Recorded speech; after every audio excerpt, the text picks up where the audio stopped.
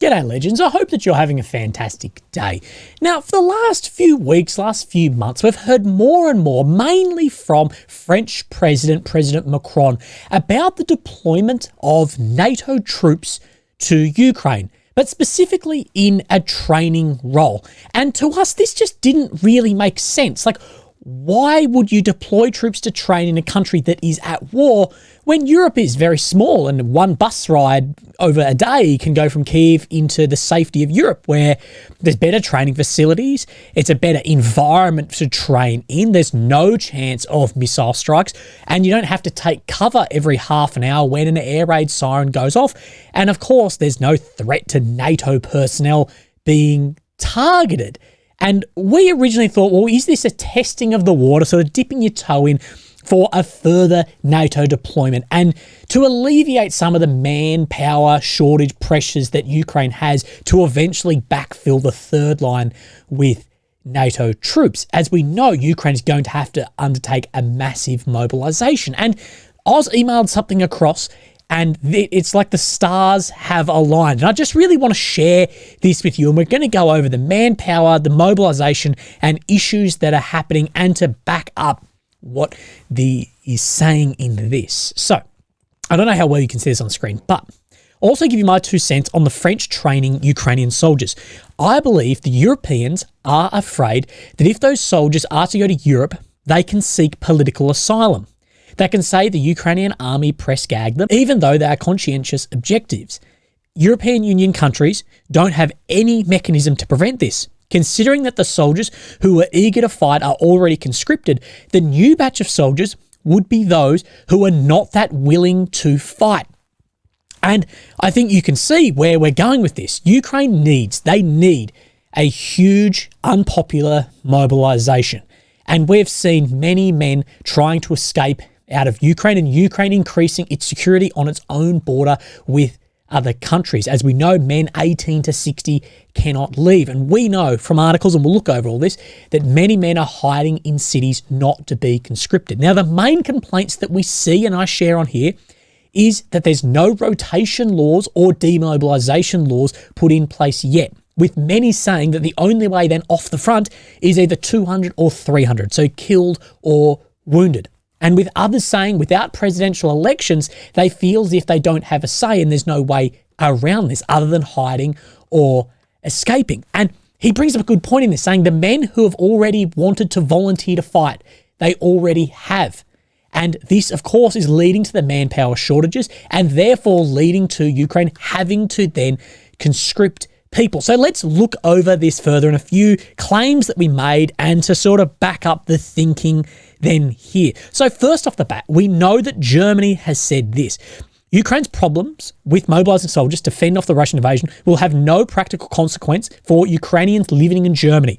The Germany Justice Minister has said it will not be the case that if we force people to do compulsory military service or military training against their will. So they will not be rounding up people to send them back. We know other European Union countries have said we will help with, finding people, but as far as arresting them, chucking them back, no. And we know many other countries are like this. So that leads into some of the examples we laid out of what my friend was saying is there's no way of actually then doing this. So let's look at how many people may have then left. So this was from Politico in March 2024. People avoid places like metro stations where police mount document checks looking for draft dodgers. And this guy's saying some of my friends are more paranoid. They never go out. And I know from a friend of mine in Kiev, he says there's no men on the street who aren't registered. There are many, many men hiding specifically from this. The BBC reported, this is in the same article, that 650,000 Ukrainian men of fighting age have fled the country in the past 2 years, most slipping across its borders to Poland, Slovakia with false exemption papers allowing them to exit. We also see people making dashes out across as well, and some of them coming to a bad end in cold water sometimes as well. So let's look at some of these and mobilization problems that are happening. Of course, this all leads in. We see many of those videos of men being arrested on the streets, and of course, we know that Ukraine has put out then this only recently. It's important to understand that much of the content on social media depicting armed forces soldiers, alleged TCC officers and conflicts with them product of enemy intelligence operations. Filming such subjects in temporary occupied territory, the elements of typical Ukrainian uniforms together with people in uniform and national police, being just simulated minibuses. So saying that these videos we see are part of an intelligence disinformation campaign from Russia. That said, we know that not all of them then are. It'd be far too elaborate and, well, there's so many of it. And we get things like this as well. This from the Kiev Independent back in October 12, 2023. Command of the Security Department of the Ternopil military enlistment office has been charged with torture. Upon discovering that this man was born in Russia, the perpetrators decided to take him to the local recruitment office, but he was a Ukrainian citizen just born in Murmansk. So, of course, then put as someone who went under torture. And here's another one more recently on May 5th of someone with a rapid deterioration of health. A man showed symptoms of epileptic seizure. The police officer arrived at the scene, stated that he died of natural causes, showing no signs of struggle. Law enforcement officers are investigating the death of the man, though.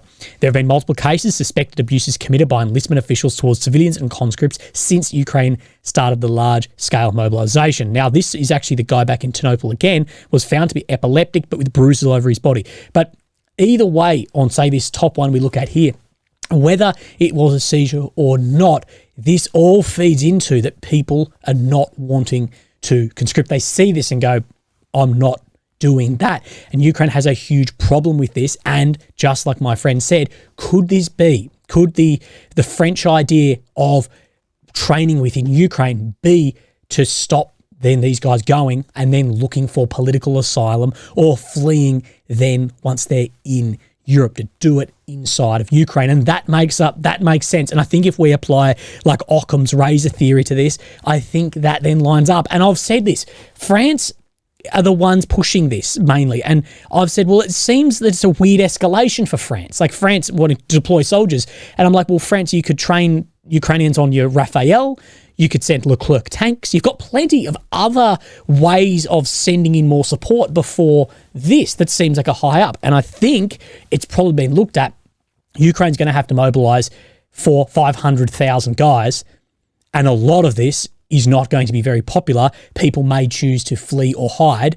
How can we at least negate some of the risk of that by deploying training staff into Ukraine to do it?